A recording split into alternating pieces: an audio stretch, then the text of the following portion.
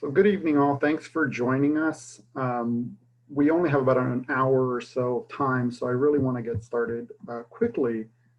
So I wanted to thank you all for joining us. So this is part of CHCI's early career training webinar series. What we're going to be focusing on today specifically is working on resumes, or giving some recommendations on folks who are working on the resumes. And this isn't just for CHCI, but also for other things that you may be applying to or considering. Quick housekeeping notes.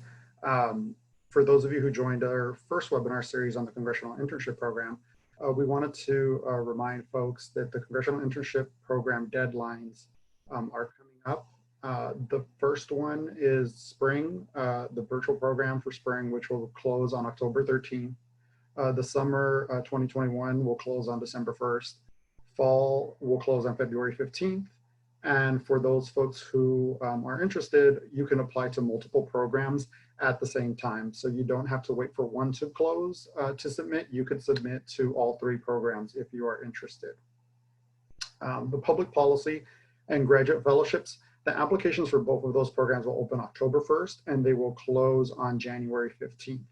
And so for the R2L high school program, the R2L Next Gen High School program, the application will open October 15th and it will close on February 15th. So who am I? So the person who is speaking to you right now, my name is Dennis Gonzalez and I'm the Director of Leadership Programs at CHCI. So I help manage our Congressional Internship Program and our R2L Next Gen High School program. And why was I selected to be the person to chat with you all today? So a little bit about my background.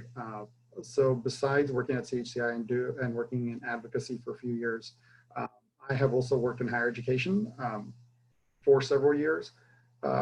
During my time in higher education, I was able to do various things. One of those things that I was able to do is I was on the admissions review committee for a top 50 public institution. So at a university that I worked at, I was on the review committee for admissions and for graduate school.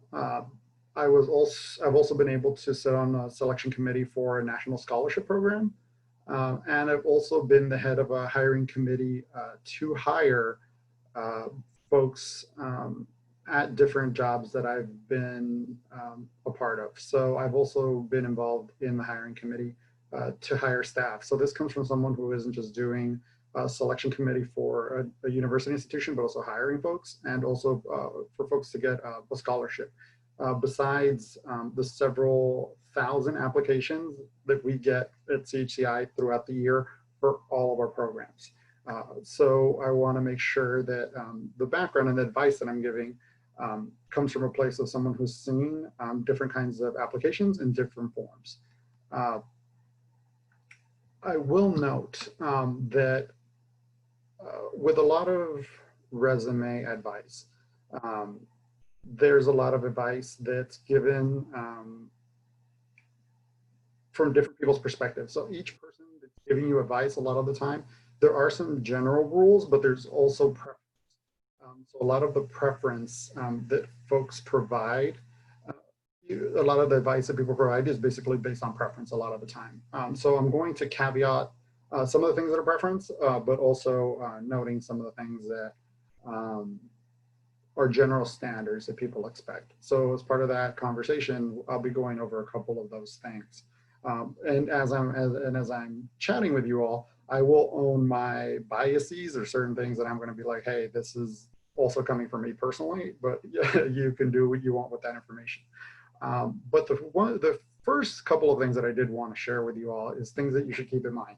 So things that you should keep in mind is when you're preparing your application, you need to put yourself in the seat of the selection committee members. So one of the failings that I see that a lot of people do when they submit their application is they're not really paying attention to who they're competing against. So you really have to think about the applicant pool. Who are you competing against? Are you competing for something that's local? Are you competing for something that's national, like CHCI or graduate school or international? So are you applying to the Rhodes Scholarship? Or what exactly are you applying for? The Rangel Fellowship. There's lots of different things that people apply for that you have to think about the level of competition essentially that you're going to be competing against. So you want to try to prepare your application for the folks who you're going to be competing against for those particular spots. You also want to think about the things that you can bring to the table that are very unique. I think another thing that I see is that people sell themselves short. A lot of your personal experiences, a lot of the things that you've seen or you've done, many of those things, a lot of other people haven't had that experience, have had a lot of challenges, have done really creative things. That you need to make sure that you really think about your experiences and jot as many of those things down as possible. The other piece to think about is don't give people a reason to eliminate you. I think another piece that people fail to do is take care of the little things. One of the things that I comment to people is that, and this may sound harsh, but you have to think about, again, the selection committee. If you have, let's say, 10 spots or 100 spots or 1,000 spots, but you have 10,000 applicants, it's probably going to be easy to eliminate the first half of those people. So 50% of those people may be relatively easy to eliminate. But as you start moving forward and you start eliminating people and it gets much tighter, many things become like for like. There's a lot of people who on paper look very similar. And then you have to start figuring out reasons why this person shouldn't get picked over someone else, or why someone should get picked. You've already made the campaign for why the person should get picked. But if there's 13 fantastic people, but only 10 spots, you have to figure out how to make that work. And so what folks start doing is they start looking for things that don't line up, don't match up, are not as strong as someone else. So don't give people a reason to eliminate you. That would be my first really strong advice. Deadline extensions are giving you a hint. They may or may not have enough strong qualified candidates. If you see that, if you are thinking about applying to a program, if you're thinking about applying to a graduate program for some reason, and you're like, I don't know if I can do this, I don't know if I'm going to be good enough. If you see deadline extension, that may mean they don't have enough people to close their application. So that may be true, that may not be true, but that may be a hint that you should, if you're considering it, you should do it. That would be my other advice to you. And the last piece to this, just to keep in mind, is you're a better candidate than you think. I know a lot of people sell themselves very short. They feel like they're not as strong in their own minds as they really are. There's a lot of people who I know that I pressured into applying to things that were picked easily and were fantastic. And then there's other folks who apply to everything just because, and they're not strong because they haven't had a lot of guidance, but they just apply to everything. And I think that you really need to think about what you bring to the table, because everybody brings something unique. So I want to really push that. So you may be better than you think for those folks who are concerned about applying to anything and everything. So that's something that you may want to consider. Okay, so we're going to get into the nitty gritty. I'm going to start kind of giving you a whole lot of information and a lot of advice, but we are going to save some time for the last about 15 minutes or 20 minutes to answer any questions that you may have. So this is going to be some general resume advice. And I'm going to also add some folks as presenters so they can answer some of the questions that are coming in, as it's really challenging to do both. Just as an FYI, as I'm moving forward on this. General resume advice. Pay attention to the instructions that are provided. This is critically important. Remember the thing about don't give people reasons to eliminate you. This is one of the easiest ways to eliminate people, is people don't pay attention to the instructions. Is there a page limit? Is it asking you for a 1-page resume? Is it asking you for a 3-page resume? Is it asking you for a CV? Did they ask you to submit it in PDF form or Word form? You need to pay attention to those things, because you may be automatically eliminated solely on the fact that you didn't follow instructions. So make sure that you follow all the instructions. If it says do not include a photo, don't include a photo. Don't submit a resume with a photo because they've explicitly asked you not to do that. So you want to be mindful of those things. It's really, really important that you follow all the provided instruction. And this goes for their essays, this goes for letter of recommendation, all the timeline things, essay word counts. So you want to make sure that those things are followed, especially for the resume. Your layout should be mindful of what you are applying for. And we'll talk about this a little bit more in terms of layout. But are you applying to an internship? Are you applying to a fellowship? Are you applying to grad school? Are you trying to get a job? Those are the things you should be asking yourself in terms of how you set up your resume. Because if you're applying to a job, your work experience may be more important, or an internship. But if you're applying to grad school, your education or the departmental things that you did, research, may be more important. So you have to keep in mind that you tailor your resume based on the thing that you're applying for. And also make sure your resume is up to date. So if you're an undergrad, and this is a asterisk, this is my opinion. This is especially the more competitive, the higher up that you get, the more competitive your program is, the more competitive that you're getting into something. I would say if you're an undergraduate student, especially if you're a 4th year or 5th year, you shouldn't have anything from your high school years in your resume unless you're a 1st year. Like you really shouldn't. Because the person who you're going to be competing against, several of those people will have a lot of stuff from undergrad and they won't have anything from their high school years. Unless you did something very unique. From my experience, something that I would say is unique or part of a larger collective is Eagle Scout. I've seen or you were very involved in 4-H, but regionally, nationally, like a statewide executive position, something like that, would be something that you could keep on, but not like first chair of band or something. That is not something you should probably include if you're an undergraduate past your 1st year. If you're a grad student, you can have undergraduate mentions, but your entire experience shouldn't be limited to your time as an undergraduate student. There are certain things that you can use as an undergraduate, but also you want to make sure that you include that you've done other stuff while you've been in school as a grad student. Graduate school is really challenging, and some folks don't have a lot of financial support, don't have a lot of opportunities to do a whole lot as a student to be part of clubs and organizations.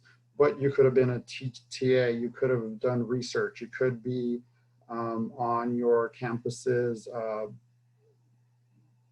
the different groups or organizations that kind of do solicitations or part of a national organization. So you want to try to include some of those things if you're a graduate student, because I think that helps you in the long run in terms of your application. So earlier at this in this slide, I mentioned a CV. So there was a question before about CV, so I wanted to make sure that we explained the difference between a CV and a resume. So really quickly, difference between a CV and a resume. So someone's asking for your curriculum vitae versus your resume. So basically the CV is your course of life. So what does that mean? It's basically detailed and comprehensive. They're asking you what you've done your whole career, more or less. Normally you won't need a CV unless you're going into graduate school, a PhD program, you're trying to be a faculty member, or you're going into research, or sometimes journalism. There's specific careers that ask for a CV, and it's because they're asking for everything that you've done. So usually if you look at a CV, it will have research interest followed by education, followed by professional experience, research, honors, membership and affiliations, and then publications. And a CV can live on forever and become 10, 15 pages long. So for those of you who are undergrads, or if you go on faculty websites, they normally have their CVs on their link so that you can read it in many of them, especially their publications, because it's public or parish for faculty. You need to make sure that you're constantly writing. Those can live on forever. You keep growing.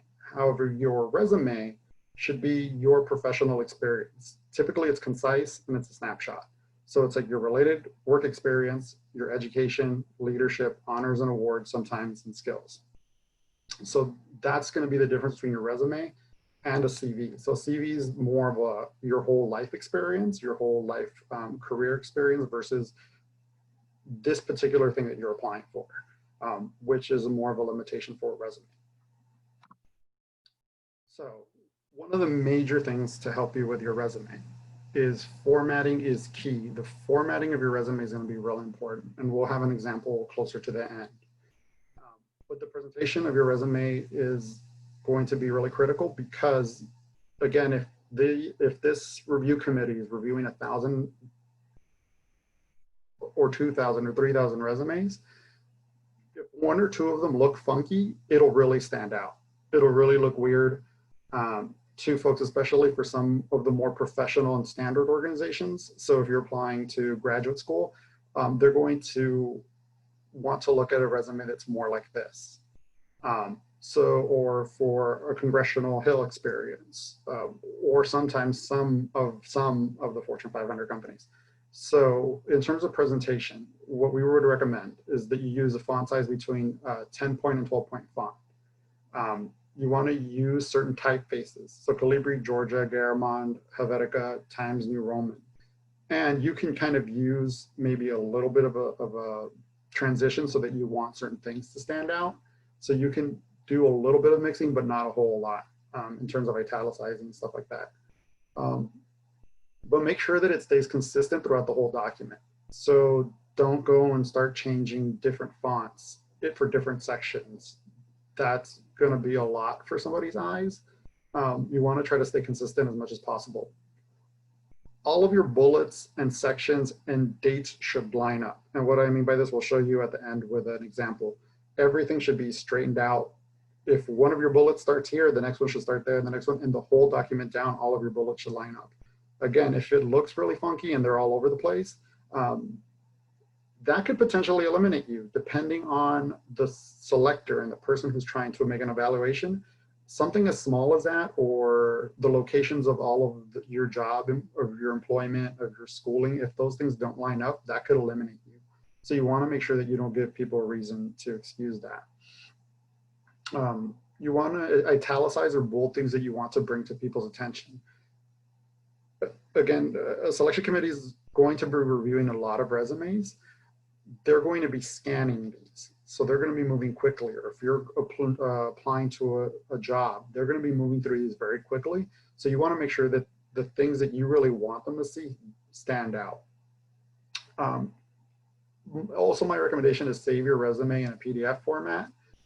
It's the best way to make sure that the alignment doesn't get thrown off for whatever reason. Sometimes different apps, different systems, when people re-download a Word document, it throws off all of your alignment. Everything you did kind of gets tossed. Saving it in a PDF, make sure that the way that you see it is the way that they're going to see it. And also check to make sure that that there isn't a blank page that isn't added at the end. So sometimes what happens, especially if you're messing with things, sometimes people save a document or save a PDF or resume, and it's a one-pager, but then 2 pages were saved because the very next page is just a blank page. You may think nothing of it, but again, this may eliminate you, especially for a job where they're saying that you have to pay attention to detail. It may be an administrative job where they're very critical about attention to detail. That having that extra blank sheet could potentially eliminate you from contention. So be mindful of those things. Another thing that you need to do is create sections for leadership, work experience, and community service. I would say that's really important for internships and fellowships, but also just in the United States, especially community service is really important. People want to see well-rounded individuals participating in their programs. So they don't just want to see people who are straight A students who are good at like one particular thing. They want to make sure that you can do a whole lot of things and that you can bring something unique to the group, especially programs that use cohort models, that they're bringing a diverse group of people together. You want to make sure that you bring something that stands out. So service, but also work experience and leadership. And the reason why work experience and leadership are different is because there are folks who do a lot of things that are considered leadership that you don't get paid for. including student groups, but also childcare, taking care of your family, taking care of elderly folks in your family. That's considered leadership. You may not think about it in those terms, but that's really important to be able to do that. So, because that also takes away your ability to work. So when you're thinking about how to frame certain things, you can frame those things all throughout your resume, but make sure they're in different sections.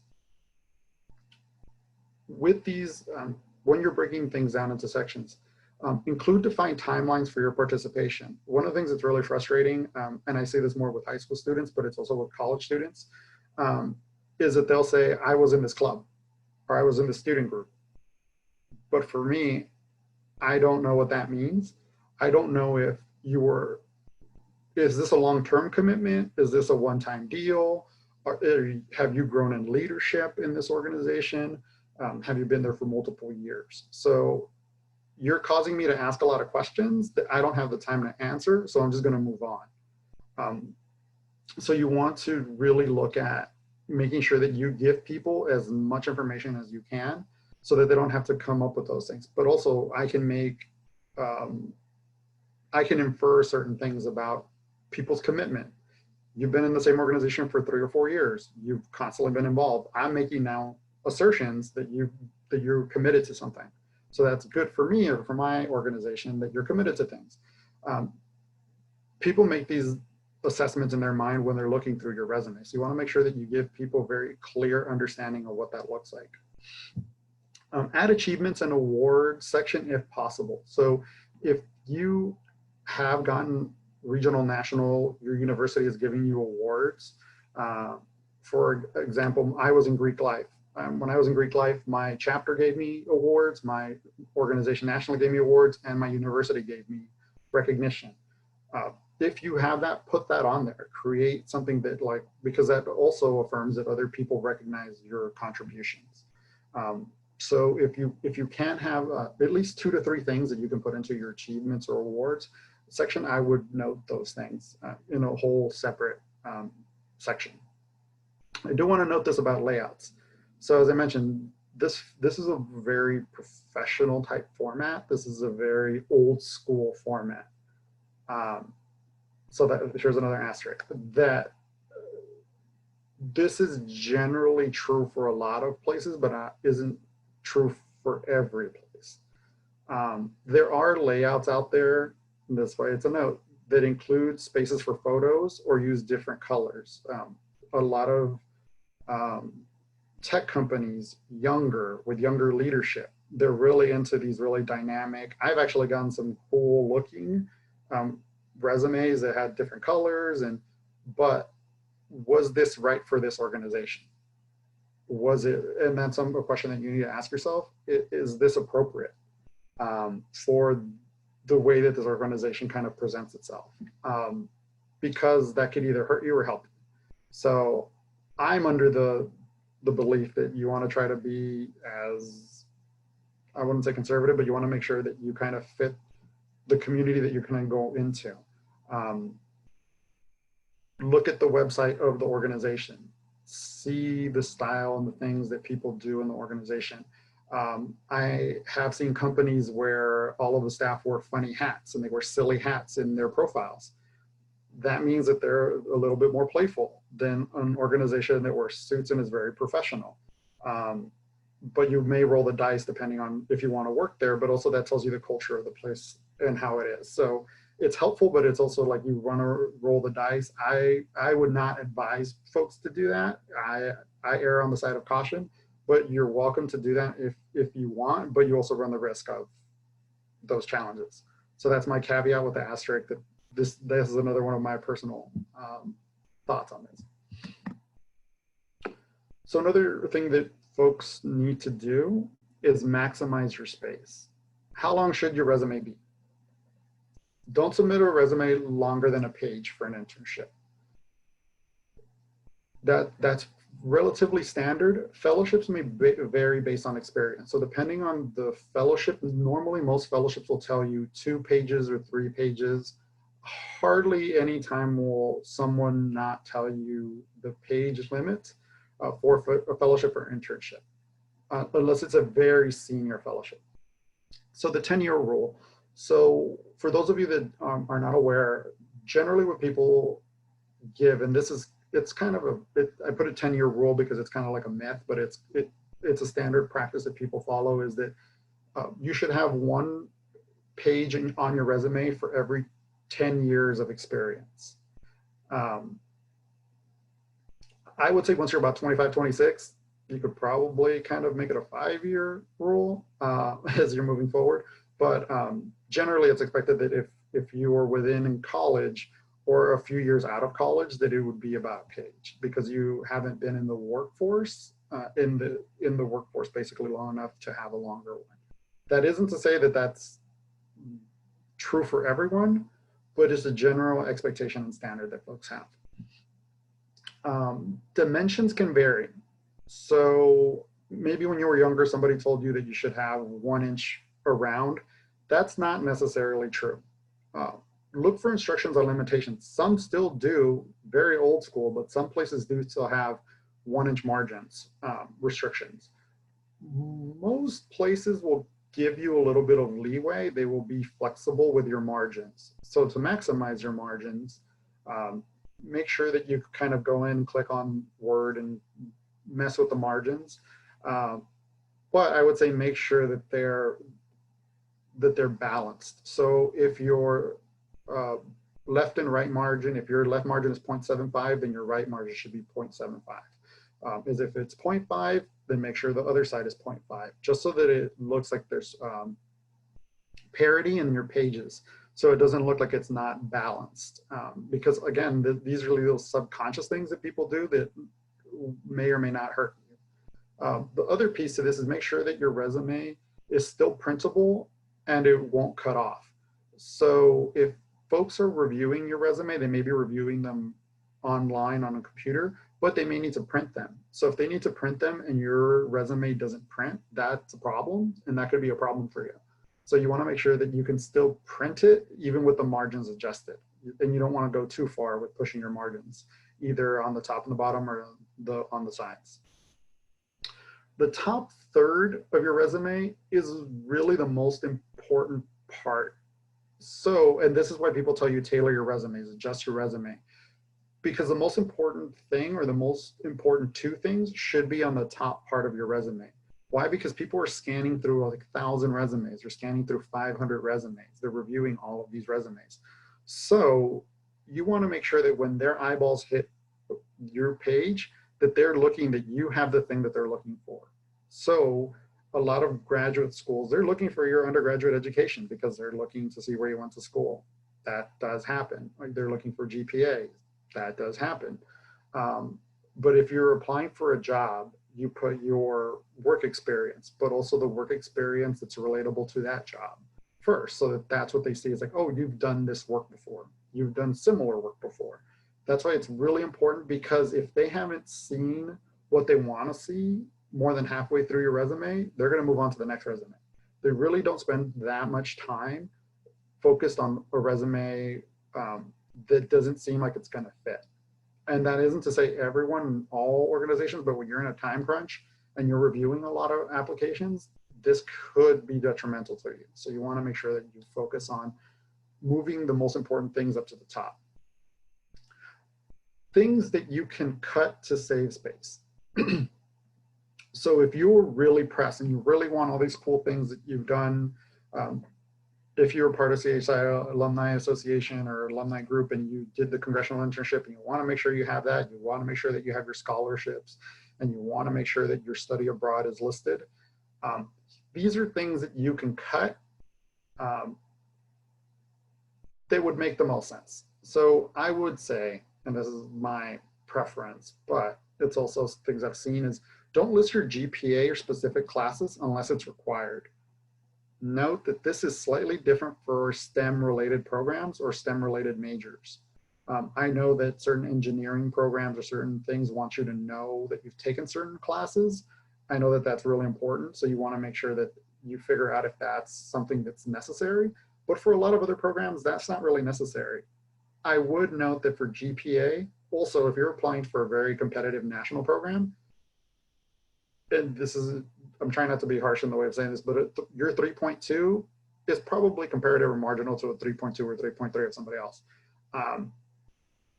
But if you are graduating magna cum laude or cum laude, I would say add your GPA if you want. If you can make it fit and you're graduating magna cum laude or cum laude, you can add that. I would recommend that just because that triggers something in people's brains sometimes, but otherwise I would not add that, just to save space.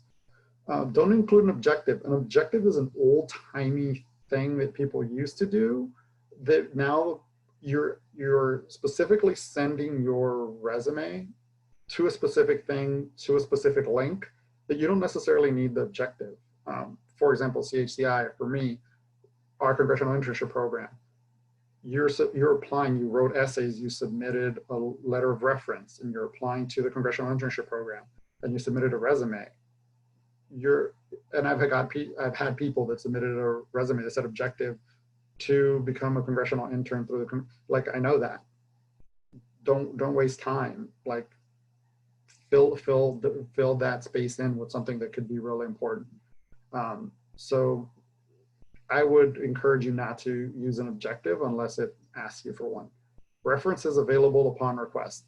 Same as above. If I want references, I will ask you for them.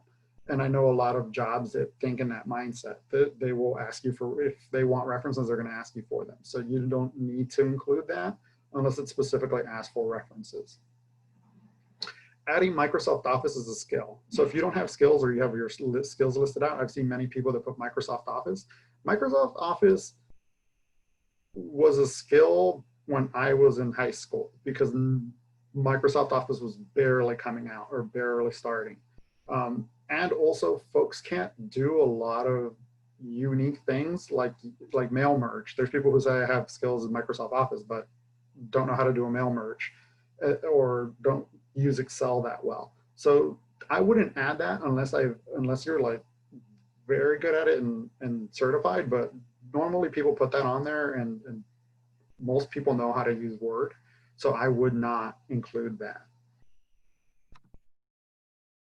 Pitfalls. So really quickly, one of the things that we're giving you a lot of really quick advice on, do these things, but we also want to make sure that you don't do certain things too.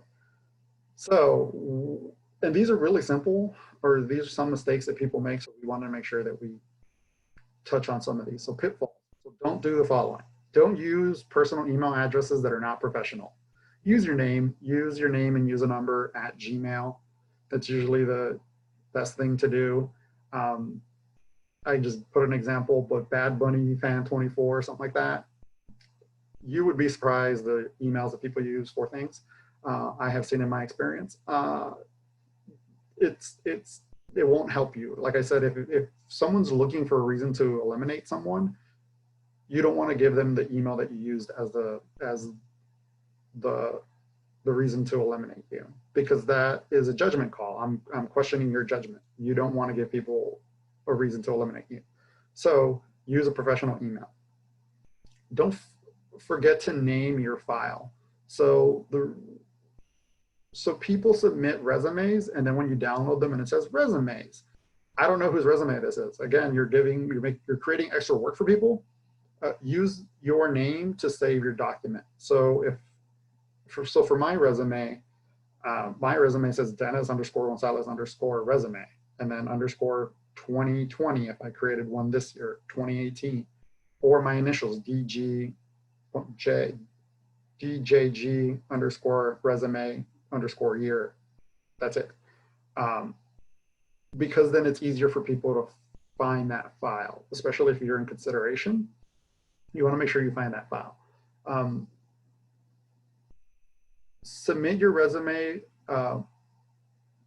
without, oh, I messed up on that. So submit your resume without having someone proofread it. That's funny. Make sure someone proofreads your resume, because sometimes folks are working on them really late, right before it's due. And when it's 3 a.m., you're going to miss some things, but also making sure that it makes sense, because when you write something and you look at it 20, 30, 40 times, you may miss something. But if somebody's looking at it with a fresh pair of eyes, they'll be able to catch something really quickly because it looks odd to them. And if they can catch it, that means that a reviewer will also be able to catch it too. Don't add links without checking if they work or not. Also, people have, in this new generation with PDFs and online, people add links to stuff and they don't work sometimes. Either you wrote an article and it was posted on a website, like the New York Times, let's say you wrote an article and then they took it down, the link doesn't work anymore, that's not helpful to you. If I click, because I am one of those people that I do click on those links sometimes, or your LinkedIn, and it sends me to somebody else or it doesn't work, that doesn't help you, that'll hurt you. So you wanna make sure that whatever links you add, that they work. List the social media and don't list social media networks as a skill unless you have a proven experience using them in a professional setting. So can you craft a social media campaign? Can you craft a toolkit? If you can't do some of those things, like if you haven't had professional training on social media, don't list social media as a skill just because you like to use Instagram or Snapchat or whatever it is, or you're a heavy Twitter user. You want to make sure that you can, if you put on your resume that you do have social media, because they may ask you, oh, we picked you because you have social media experience. Oh, you don't know how to do social media. And then that becomes awkward. So you want to make sure that you don't post it unless you can do it. Using both past tense and present tense interchangeably throughout your resume. You want to make sure that you're using the correct tenses in the correct places. So for example, if I'm at a current job, my work experience, all of those should be present tense because I'm working there currently. And all of my jobs before that should be in past tense because I don't work there anymore. You want to make sure that depending on how you schedule it, but don't have it where it goes back and forth a lot. Some people do that. So you want to make sure you catch that sometimes. And this goes back to having somebody review it and proofread it to make sure that you're not doing that. Don't use generic or vague language like, oh, I'm hardworking, I'm a team player. Okay, what does that mean? You want to make sure that you give examples to show what you mean by that. So if you're trying to say that I'm a team player, how are you a team player? If you write that out, explain exactly what you mean by that. What would be the example in an interview that you say you're a team player, what does that mean? You want to make sure that you put that information down. It was also to quantify, use data. Don't just say something, talk about certain things that you've done. I put together $1 million conference before. If that's the case, you put it down. Put down exactly what, some people work in their student governments and they're able to manage a certain budget.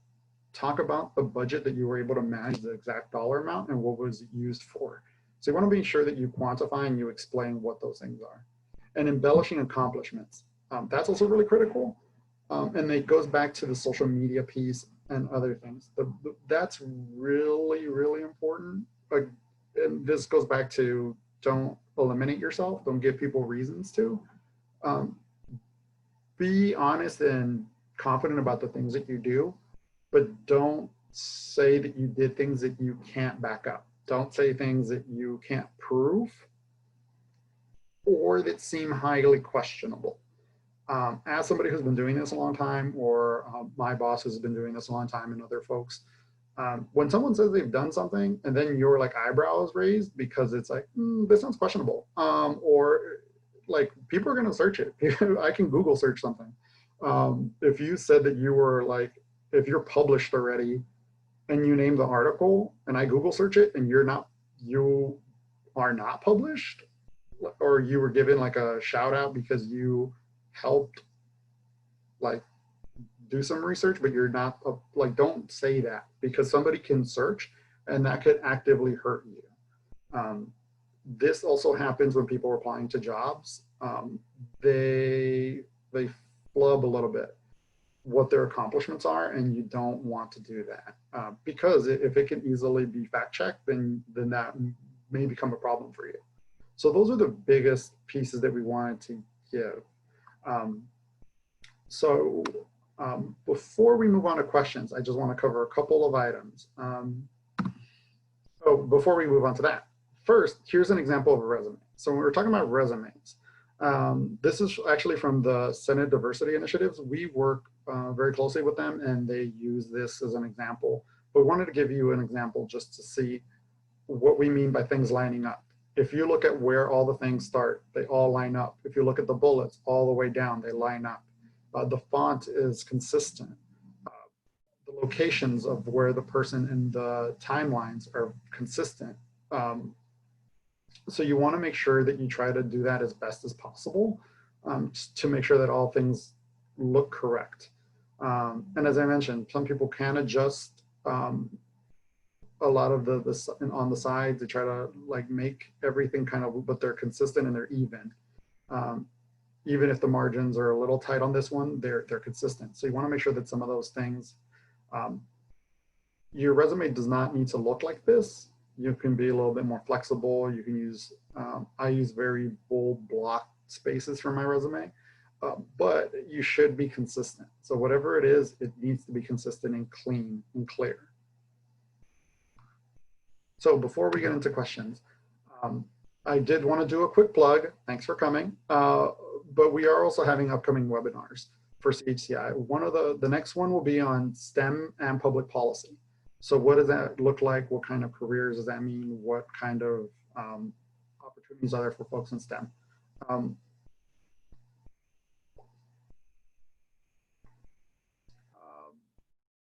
So that would, so look at that one. We're also going to have another conversation in November about internships versus fellowships. What would be the best program for you? And then on December 16th, we'll be talking about the CHCI Public Policy and Graduate Fellowship program Q&A. There's a lot of folks who apply to that program and have a lot of questions. So we're gonna have a Q&A for folks before the application is due 1 month prior. And then we also have the Congressional Internship Program Q&A that we did 2 weeks ago, which the recording is available online. You can find it at CHCI programs, CHCI Recruitment Webinar Series. This recording will also be found online, so you will be able to find it there as well within the next few days. So I wanted to kind of mention those webinars that are coming up, and also quick plug for our programs again. So the deadline for spring is October 13th, and I know there's a question, so I'm going to answer it as soon as I slide through. So the spring 2021, which is now going to be virtual, and I will mention that, will close on October 13th. Summer will close on December 1st. Fall will close on February 15th. And again, you can apply to all the programs at the same time. Public Policy and Graduate Fellowships, again, will open October 1st and close January 15th. And the R12 Next Gen program will open October 15th and will close February 15th. Now, I know since we're going into questions, there are questions about the spring internship program. So the spring internship program, we just recently, as of the last 2 days or so, have made the decision to move to a virtual program. So the program will be remote. The reason being is that health and safety cannot be guaranteed in the current situation that we're in with COVID-19. And we want to make sure that our participants are in the healthiest place they can be. And just due to the way that the government really doesn't have a handle on the COVID yet. So it's going to be unlikely that the Hill will open in January, February. So we have made the decision to move to remote. So what does this mean is that we will still be selecting our class, and we moved the deadline back a little bit to October 13th as people are deciding whether or not to move forward with a virtual application or virtual program.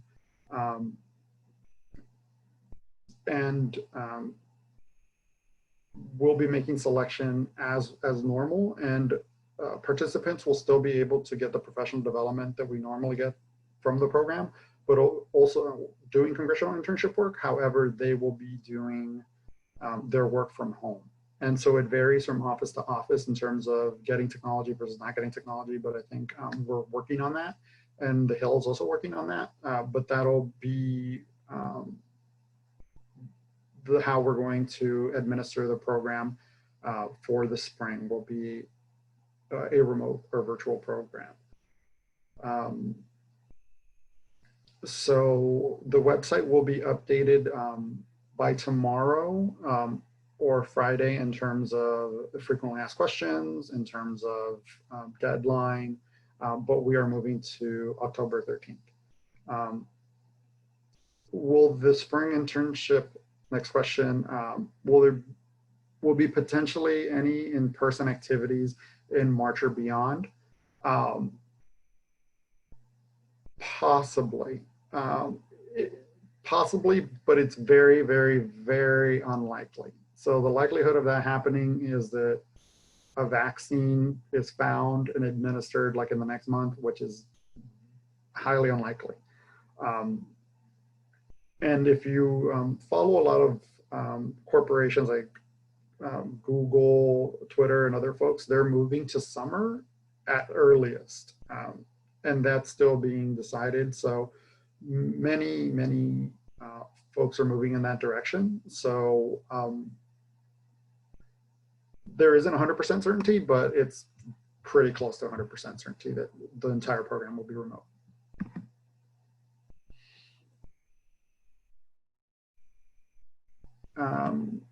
Next question. Oh, it disappeared.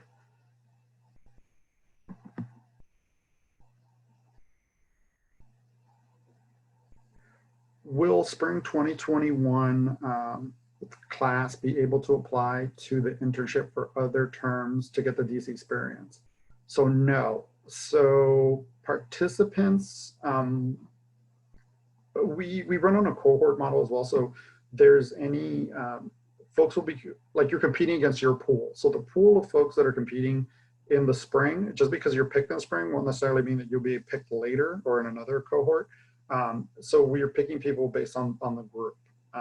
And just as a caveat, just because we haven't announced what's happening in the summer, no one knows. So, or fall. So if you hold or delay or decline, you run the risk of not being picked in the future.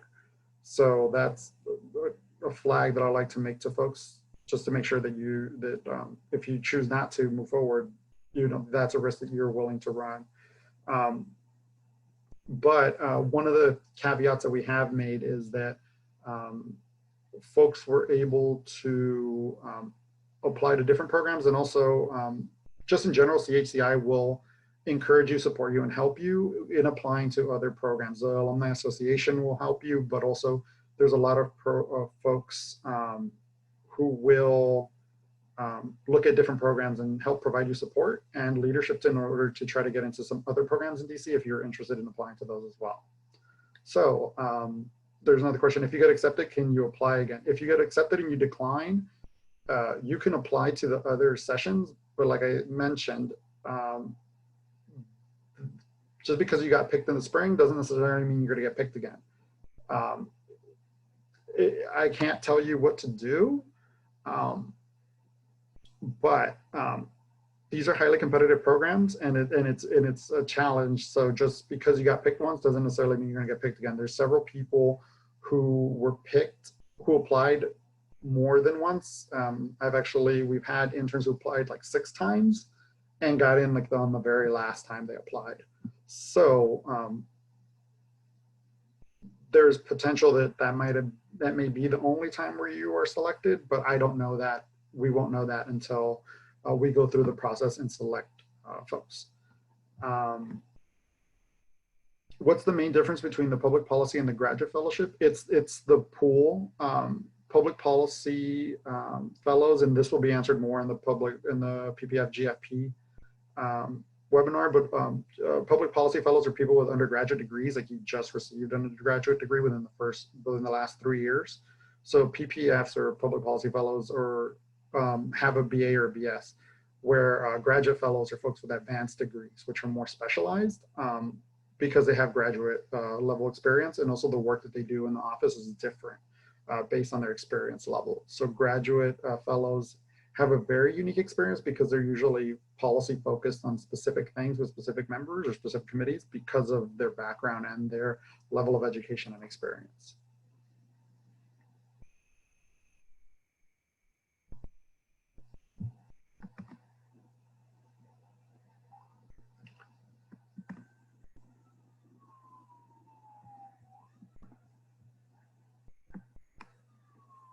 So happy to answer any additional questions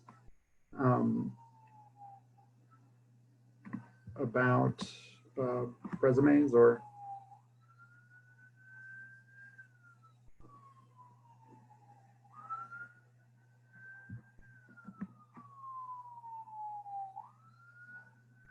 Is it ever appropriate to include one lighthearted fun fact or bullet at the bottom of your resume? Yes, I would say yes. So again, going back to the culture of the place that you apply to. So looking at, let's say you go onto a website and you notice certain things about the personalities of the group. Let's say you're going to apply to a job, and then you see that everyone has pictures in their profiles of them with a dog. Like they all took pictures with their dog, and it seems like almost all of them have a dog, and you have a dog. It may be good to add, I have a golden retriever, because dog people are real extra about having dogs. They really love them some dogs. It's really, it would be helpful. I mean, you're not cheating. You just did your research. You did background. This is the same thing as learning about interests that certain people have.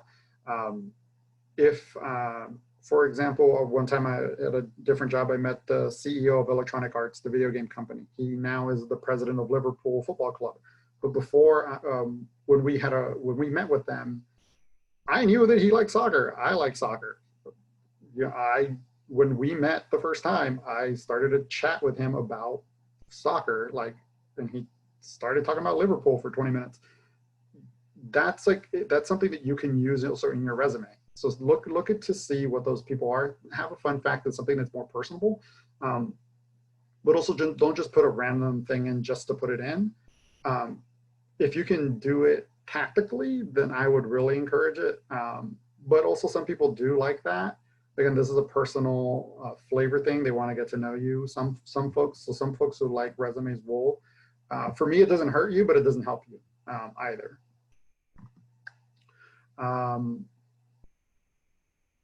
So if someone has already an established career, but they're interested in the graduate fellow, they want to shift from education to public policy, would this be a good choice? Yes, it depends, but yes, but it depends on what you want to do. So okay, fellowships and internships are good opportunities for a career shift to get an experience to make sure that this is what you want to do. But especially for the graduate fellowship, it's really, you really want to make sure you're going on to get into policy. I would say, just from personal experience, because it also, you're committing to 9 months of your life, a year with the prepping and leaving. So I think it really is something you want to take the time to figure out if you want to do, but I think it is a good experience for folks to figure out if you want to be in policy, not necessarily on the Hill, but that's also what the internship is. You want to make sure that you get the feeling and the flavor of having that experience.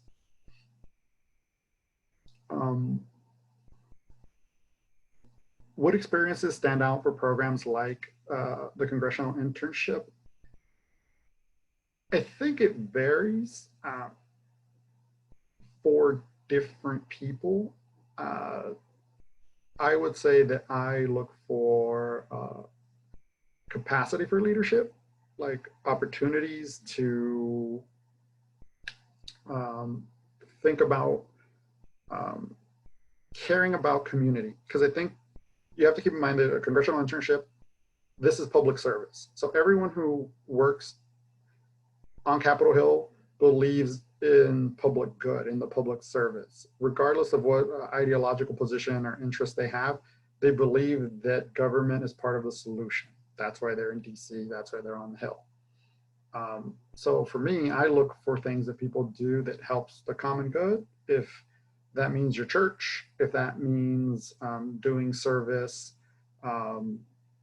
with your school, does that mean Relay for Life? Whatever those things are for you, those are helpful to me. I think that's good. I know and that you've taken roles and taken the next step in kind of getting really engaged in those things, but it varies from person to person. in the things that they're looking for. Some folks look at professionalism, writing, how strong your writing is, and also resume can kind of share that as well. So those are really important mentions there. So what did the candidate who applied 6 or 7 times do differently the last round, which prompted CHCI to move forward with their candidacy? So I think from what I've seen for folks that have, that apply a lot of times, is they constantly work on their application. They constantly try to get better. They get more involved on campus. They do more things, more leadership positions. They volunteer more, and they work on their resumes. They work on their resumes, but they also work on their essays. They make sure that their essays get better. So again, this is with the resume, but also with the application. When you write your essays, you want people to take a look at them and give you some feedback. If your essays sound like a Wikipedia page, that might not be helpful to you. You want to put more thought into the things that you submit. Letter of recommendation, that's critical too. We could do a whole thing on recommendation letters. It's really important that you get somebody who can really strongly advocate for you, rather than somebody who may just have like a fancy name or title that doesn't necessarily know you and can't speak to your skills, how you've grown. Those things are really important. So I would say it was a combination of several things, including that I mentioned that you're competing against the pool. So sometimes it's the pool that you're competing against, you never know who's in that pool. Maybe you're a very strong candidate, but the time that you applied, there was an incredible amount of intensely competitive people who were in that pool that otherwise you would have got picked, but you didn't because of whatever reason. But you don't know what that reason is, so you should just continue to keep grinding it out. And I think that person, where the difference between that person and other people is where other people would have not tried again, this person was committed to working on it, applying until this happened for them. I think that they had resolve. So that resolve to continue applying probably helped them a little bit, but also it just showed that they were probably working on it the whole time to make their application better. Will there be a Zoom session where you can give interview advice? That is something that we're considering. We have a lot of ideas on the programs team at CHCI, and there's different aspects to applying to different programs, and absolutely, I think interviewing is another piece that we also see, folks, because for us, this is only one piece to our program application process. We also do have an interview too, and we have seen, and as we continue to grow and view more and more interviews, we can see the experiences, or we can kind of provide better feedback for folks.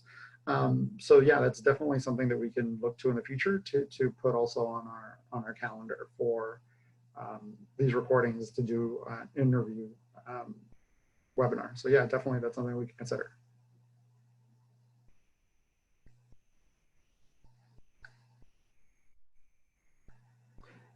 And I'll answer one or two more because I know we're almost at time, but I want to make sure I get these. So is it okay if we don't have a lot of direct public policy experience, but have clear community service related work and projects? Yes, absolutely. So you don't have to have public policy experience to do any of the CHCI programs, really, especially the internship. These experiences are set up for you to learn and to gauge through the work. So it's learning by doing. Community service is very helpful, I would say, just because it's an example of public service, of the public good. You're already doing it for free, right? You're helping your community in whatever way you think is important. That is a quality or a quantity that we can't really gauge that much, but it's something that people need to have in order to, I feel, either enjoy this experience or to really get the most out of it. Now, let's say you haven't really had a ton of experience with community service or public policy, but you want to learn, you want this to be the experience. I think this is where something like an internship, where it's very limited, 12 weeks, 10 weeks is most helpful to you, because even if you don't like something, even if you realize 3 weeks in, oh, I really don't like public policy, you just have to plow through the experience and make the most out of it and gain the most. But committing to longer terms, like there are some fellowships that are 2 years long. If you commit to 2 years, like that's a long time, especially if once you figured out, oh, I don't want to do this. And that's really hard. It's kind of like if you join the military and then after boot camp, you're like, oh, I really don't want to do this, but you sign up for 3 years. That's a really rough experience. But sorry, I go on tangents. The short version is you don't need to have that much experience in public policy. Our job is to teach you that. Our job is to help provide you direction on that and how to best do that, and for you to learn while you're here. So you don't need to have very much experience in public policy. A lot of our STEM folks who apply don't necessarily have a whole lot of public policy experience, or almost very little to none. But through their work, they're able to kind of get a new perspective on public policy that helps them in the future as they move on in their careers. So I hope that was helpful. I know that was a long-winded answer, but I hope that was helpful.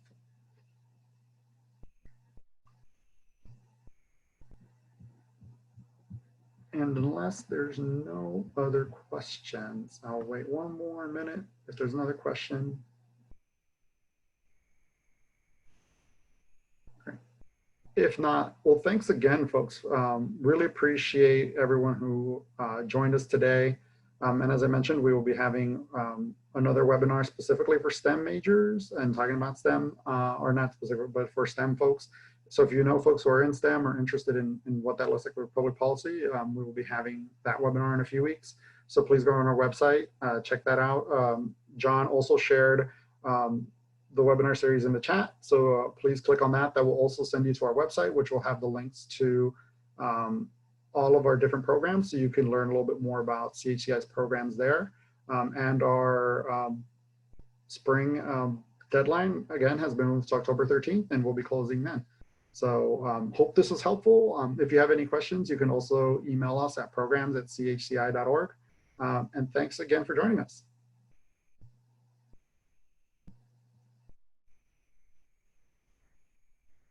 Have a good night.